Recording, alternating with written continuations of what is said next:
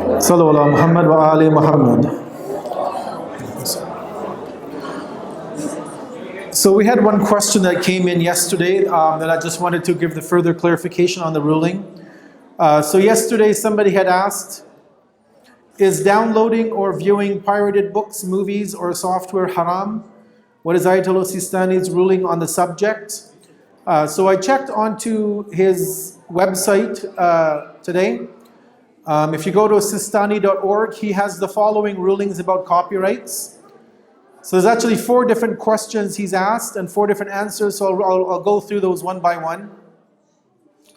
The first thing that he was asked is, what is the ruling on copying computer software, movies, audio CDs, and other such things which bear the wording all rights reserved or copyrights? So he says here that copyrights must be respected. It is not permissible. It is against the law according to obligatory precaution. If you copy them yourselves. So if you do the copying, that's haram, that's not allowed according to obligatory precaution. The second question that they asked the Sayyid is that a lot of books, DVDs, and software have copyrights on them. What is the ruling if I photocopy a book or duplicate a DVD or software for my personal use?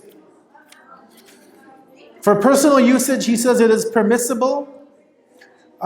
It is permissible per se to make personal use of such copyright books and software.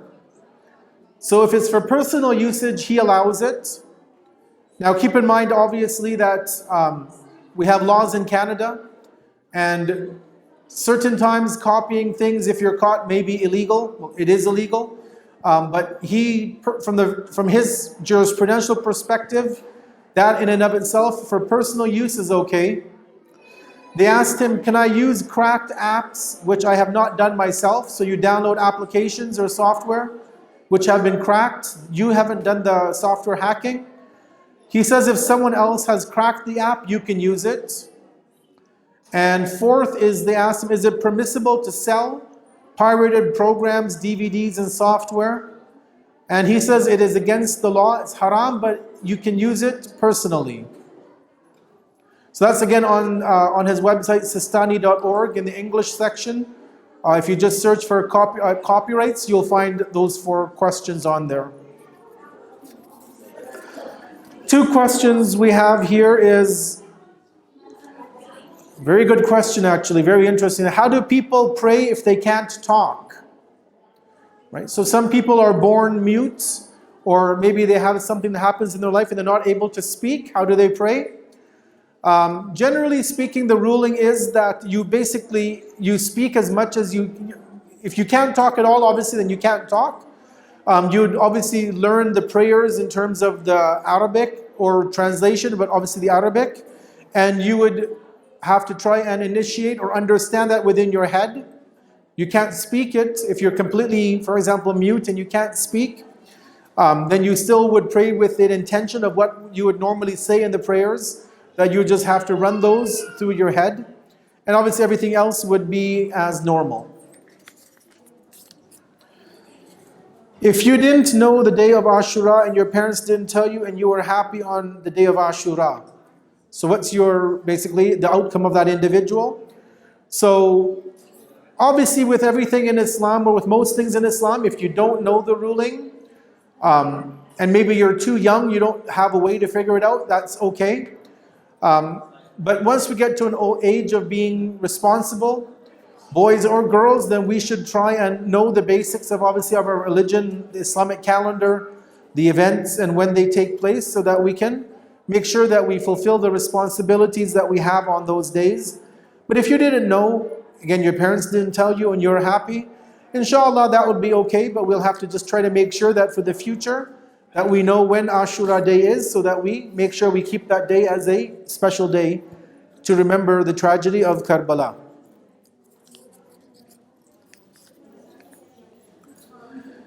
So here's a good question. I mean, they're all good questions, really. But this one is, it says, is it haram to take off the hijab if you are in a school with girls only? So generally speaking, if there's only girls there, it's not haram to take off their hijab if there's only girls present. Obviously the hijab is For the girls is for when there are men who are there, they're not related to by blood or marriage. And other than that, if it's only girls, then that would be allowed to take off the hijab. There's no problem with that. One thing, sorry? Yeah. They have male teachers. Okay. So as the brother was saying, that usually in the girls' school they have male teachers. Obviously, we'd have to be aware of that. There is also a secondary ruling. There's a side rule to this point, which is basically that a girl who wears hijab, and if she's going to take off her hijab, and there are other women there, other girls there, and they know that those girls talk a lot, and they might go and tell boys about, for example, what the girl looks like without hijab, what her hair looks like, whatever like that. They might go and talk to others about that girl. Then in that case, they shouldn't take the hijab off, even in front of the girls. But as long as you know that it's somebody who's not going to do that, then yes, you would be allowed to take off the hijab in that circumstance.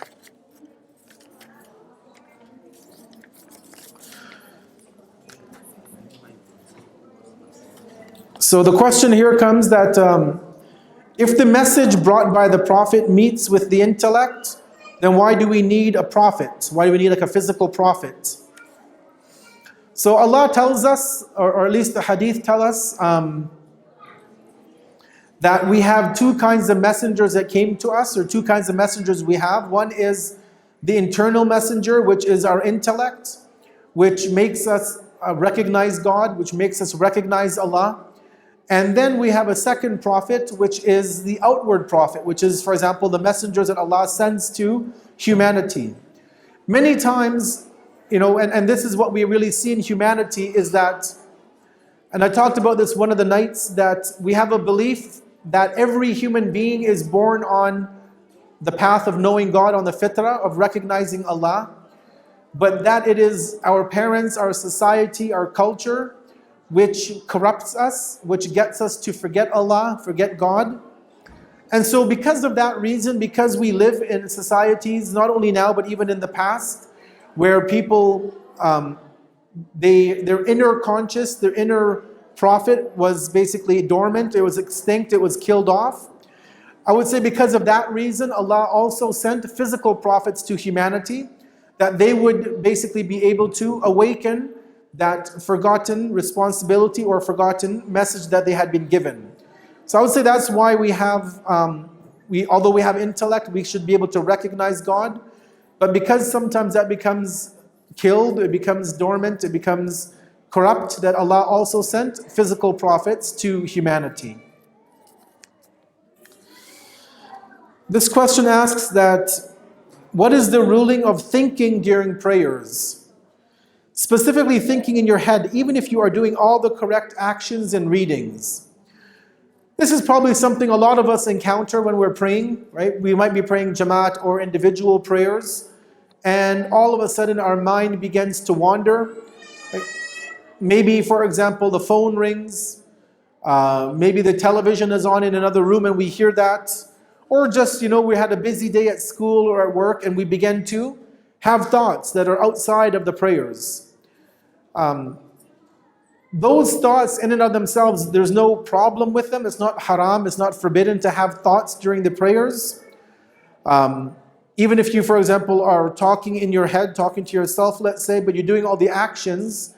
But we realize in Islam that, and there's hadith about this, which we'll talk about on Thursday night, when we have the session about the focus in salat. But we have many traditions which tell us that the only amount of prayers which are accepted by Allah are the amount which had presence of heart, in which our heart was focused on Allah. Right? So, and the hadith mentions that sometimes 1/3 of our prayers are all that are only 1/3 of our prayers are accepted. Maybe a quarter, maybe a half of our prayers.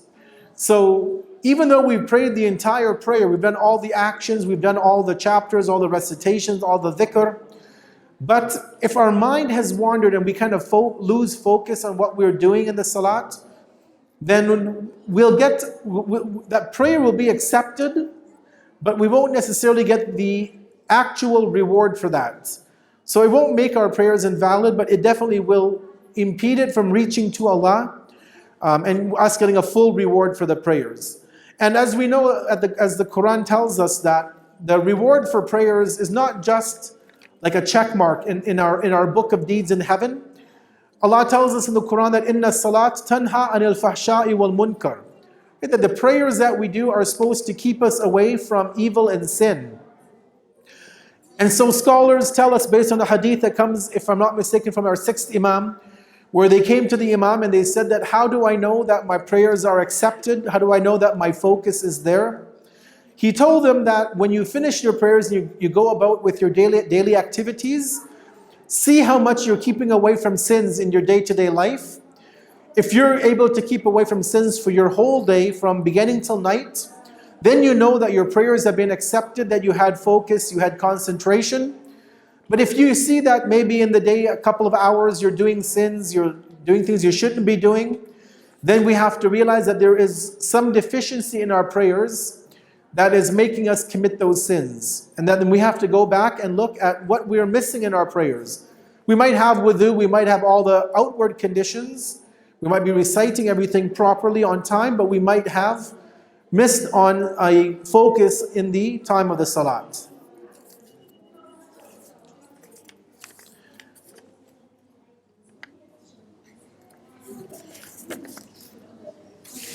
Is it haram to open a gym knowing that Islamic dress code may not be observed?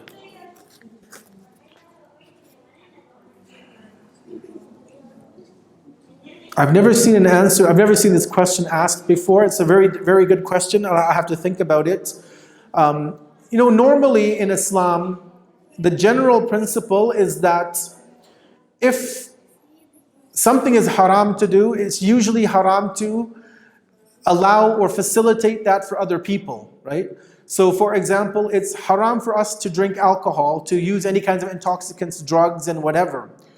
Based on that understanding, it's also haram to be engaged in anything that would allow somebody to drink. So growing the grapes, harvesting those grapes, or whatever it is being used to make the alcohol or the wine or the beer, engaged in the production of it, the distribution of it, the marketing.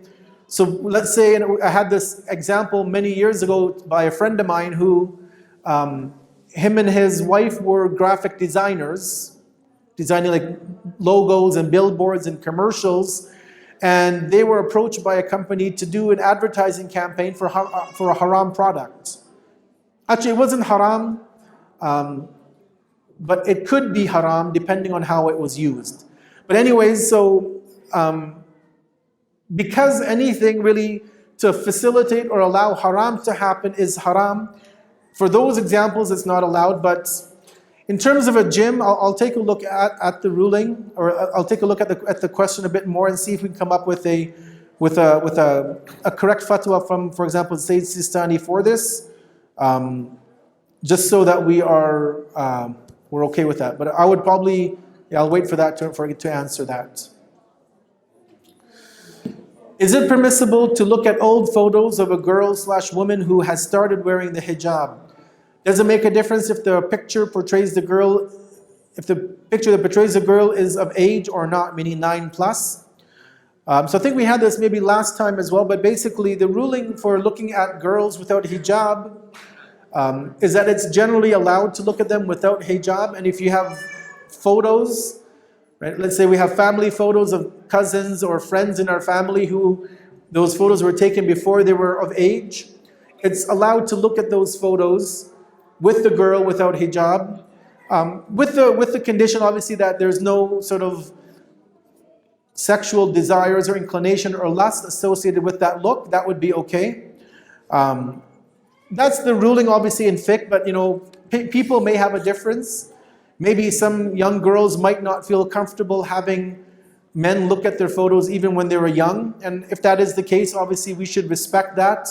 If we have photos of young children from our community or family before they wore hijab, and if they don't like those photos being distributed or shown, then obviously we should respect that and not have those, not show those photos or look at them just out of respect of that individual's personal opinion or personal feeling for that.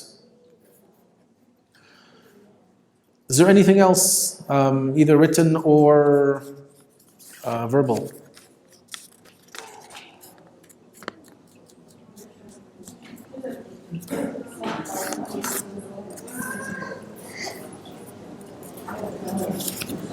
If not, then inshallah we'll conclude for tonight. Again, we start tomorrow morning at 10:30. The doors will be opening. Inshallah, we'll give time for the brothers and sisters to come in at 11. We will start sharp with the maqtal. We'll be reading that in English, the entire maqtal, inshallah, and then we'll conclude with salat, with ziyarat, salat, and then and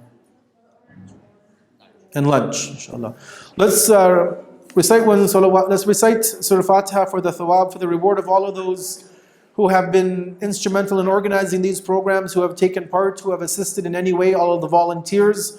May Allah reward all of them amply for their sacrifices to preserve the legacy of Karbala. May Allah give us all the ability to volunteer, to take part, to serve in any way in the cause of Imam Hussein alayhi salam.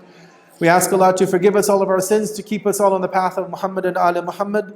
Let's ask Allah to also give the thawab of this majlis tonight to the shuhada, the ulama who have left this world, who have preserved this tradition of Islam for us, and for all of the deceased from our family and our friends. Surah Mubarakatul Fatiha with one salawat upon Muhammad wa Ali Muhammad.